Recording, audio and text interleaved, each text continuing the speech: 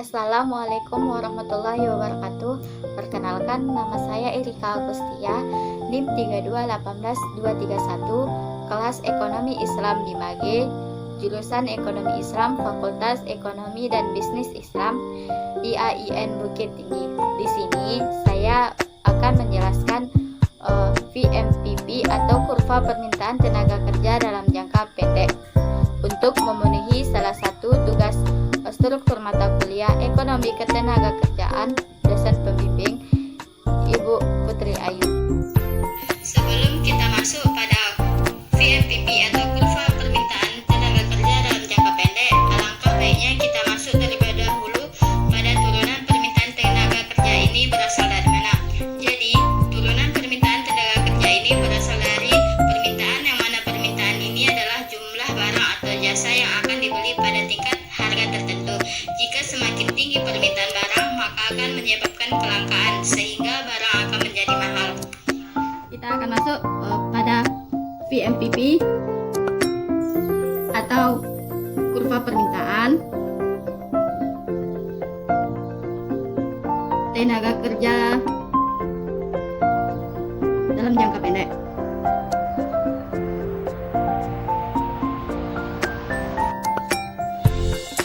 Di mana VMPP merupakan permintaan perusahaan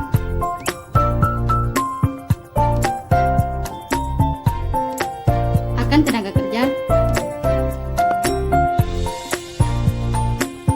yang merupakan kurva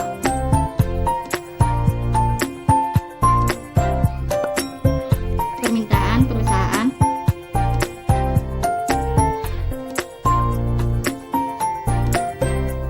karena ia menentukan harga maksimum yang akan dibayarkan oleh perusahaan bagi berbagai jumlah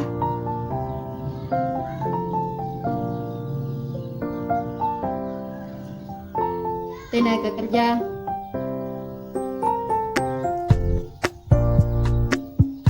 di mana rumusnya yaitu P dikali VMPP. P sama dengan harga tiap unit antara upah. Sedangkan VMPP sama dengan jumlah output unit yang dihasilkan dari unit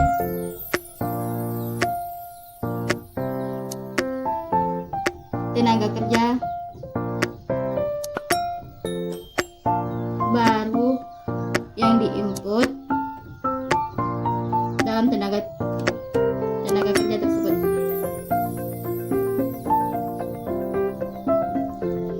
Sedangkan mencari P kita dapat dari perpotongan demand dan supply, yaitu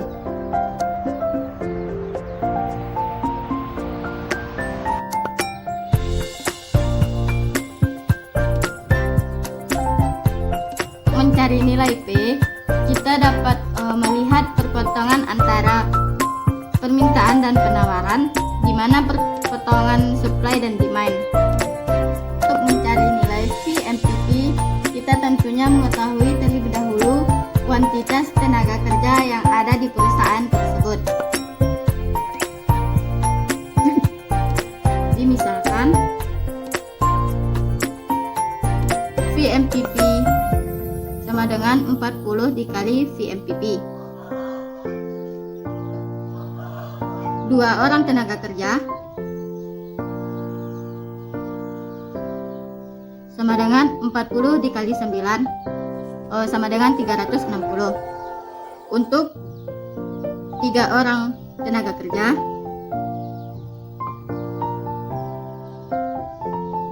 40 dikali 8 sama dengan 320.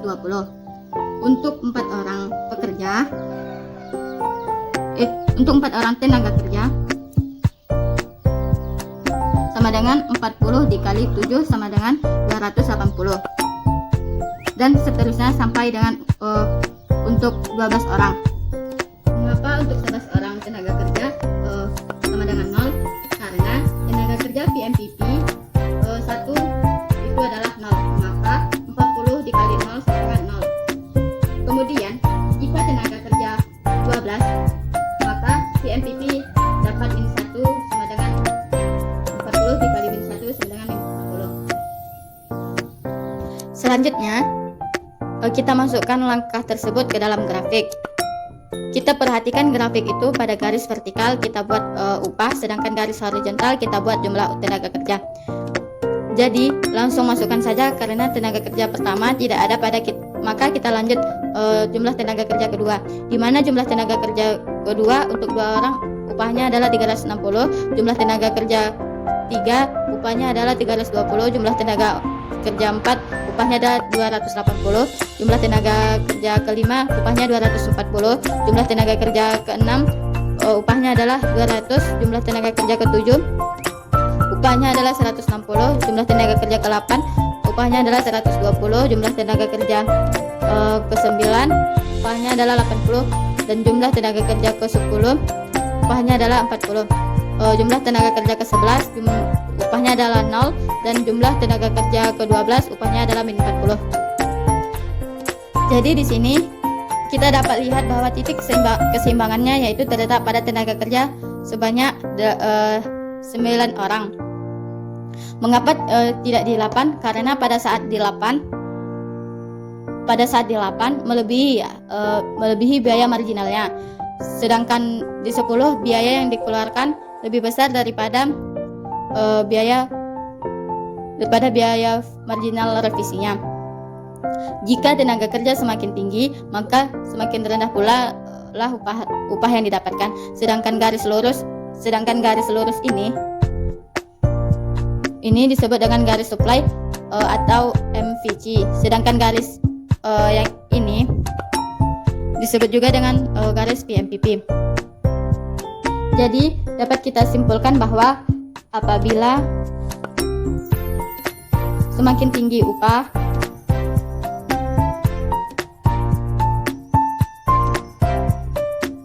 maka permintaan tenaga kerja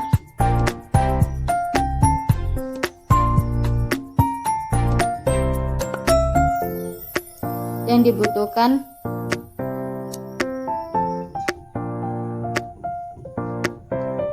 akan semakin sedikit.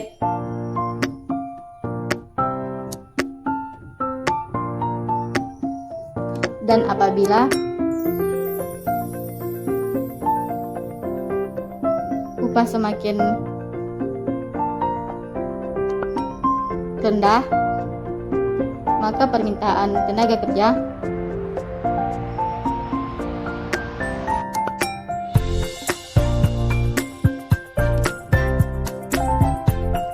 akan semakin tinggi.